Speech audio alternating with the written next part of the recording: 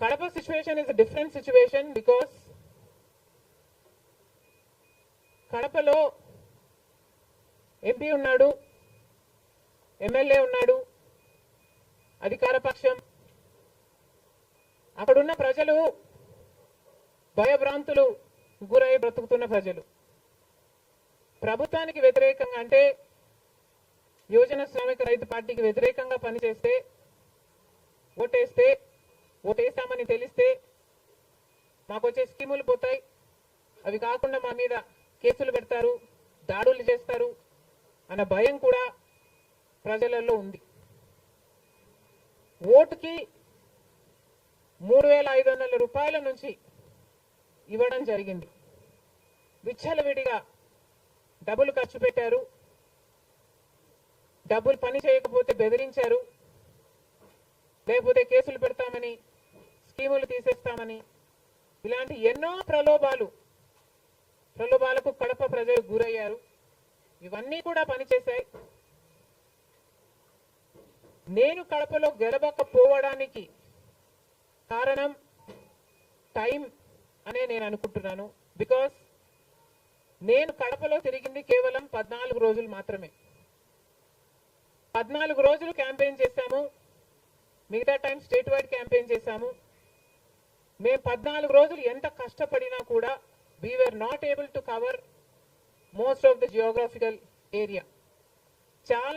చాలా మటుకు రూరల్ ప్రాంతాలలో కనీసం రాజశేఖర్ రెడ్డి బిడ్డ పోటీ చేస్తుంది అన్న విషయం కూడా చాలా మందికి తెలియలేదు. మేము పోటీ చేసింది కూడా ఎలాగైనా సరే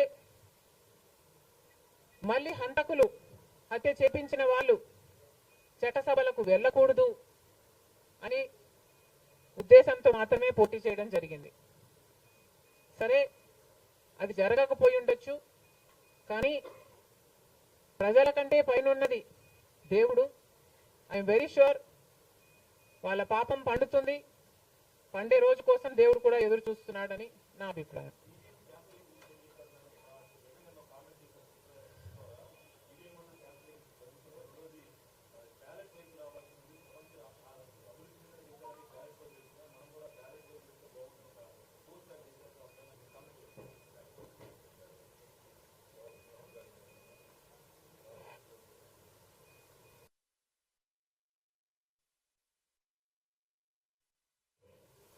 ఐ ఫీల్ మేధావులు కూర్చొని సుప్రీంకోర్టుతో సహా అందరూ కూర్చొని, ఇది అంత దేశానికి సంబంధించిన విషయం కాబట్టి అందరూ కూర్చొని ఓ నిర్ణయానికి వస్తే దేశ ప్రజలు హర్షిస్తారన్నది నా అభిప్రాయం.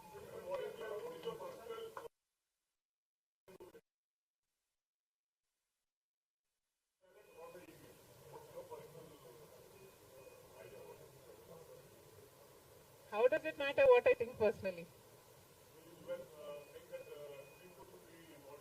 Exactly. The reason I want Supreme Court to be involved is because I don't know the entire positives and the negatives of it. So there should be intellectuals, there should be the best of the judicial sitting and discussing over it and see the pros and the cons of it and then come to a decision is what I think. Because as of now, I do not have the entire information of the whole topic.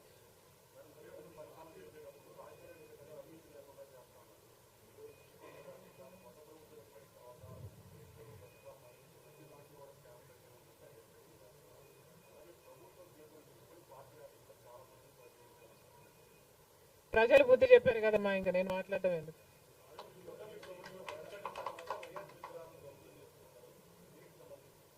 ఇది చాలా దారుణం. కేవలం ఒక party ఓడిపోయింది కాబట్టి రాజశేఖర్ రెడ్డి గారి విగ్రహాలని ధ్వంసం చేయడం అన్నది చాలా దారుణం. రాజశేఖర్ రెడ్డి గారు ఒక మహానాయకుడు, ఆంధ్ర రాష్ట్ర ప్రజలకు నమ్మకంగా సేవ చేసిన నాయకుడు.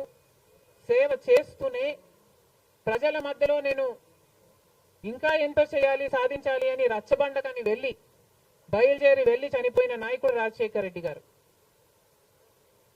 రాజశేఖర్ రెడ్డి గారు లాంటి మహానాయకుడు చనిపోతే దాదాపు 7,000 మంది ప్రజలు ఆ బాధ తట్టుకోలేక, నిజాన్ని జీర్ణించుకోలేక ఆయన వెనకాలే చనిపోయారు. అంత గొప్ప నాయకుడు రాజశేఖర రెడ్డి గారు. ఒకసారి ఏం చేస్తున్నాము అని ఇలాంటి వాళ్ళు ఆలోచన చేసుకోవాలి. చనిపోయిన వాళ్లకు కూడా రాజకీయాలు ఆపాదించడం ధర్మం కాదు. చనిపోయిన వాళ్లకు కూడా గెలుపు ఓటములు ఆపాదించడం న్యాయం కాదు. మరొక్కసారి చెప్తున్నాం, రాజశేఖర రెడ్డి గారు మీకు చేసింది ఏమీ లేదు. దయచేసి రాజశేఖర రెడ్డి గారి విగ్రహాలను ధ్వంసం చేయడం ఆపండి. మీరు చేశారని వాళ్ళు చేశారని మీరు, ఇలా ఒకరి మీద ఒకరు చేసుకుంటూ పోతే దీనికి అంతే ఉండదు.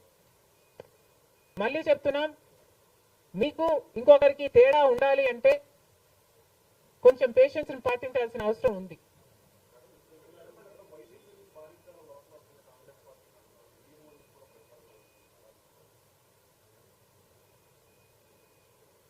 ఈవెన్చువలీ పిల్ల కాలువలన్నీ సముద్రంలో కలవాల్సిందే.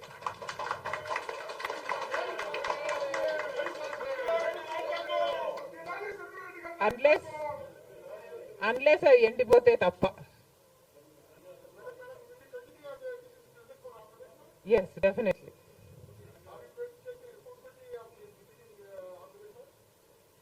There is no taking the responsibility of anything in Andhra Pradesh, because in Andhra Pradesh, Congress is the only party that has stood by the people and has fought for the special status.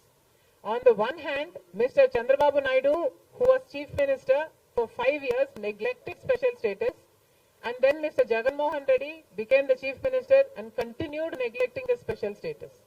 Congress party was the only party fighting for special status and for all the rights of the AP Reorganization Act.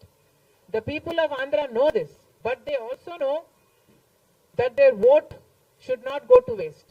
And because they were very decisive, that they wanted change, they voted this time with a vengeance for change.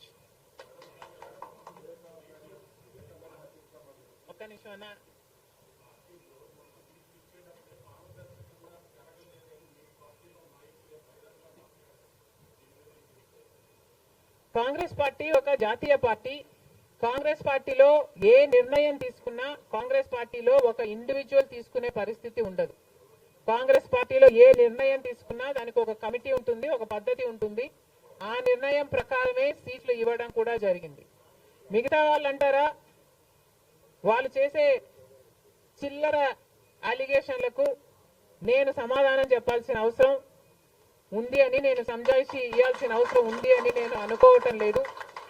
Indiscipline will not be tolerated by the Congress party, and severe action will also be taken against those who resort to indiscipline.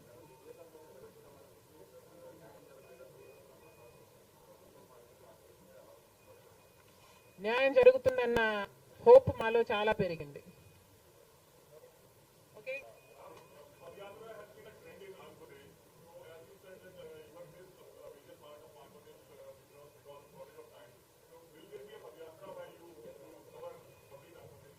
Never say never, nothing is impossible.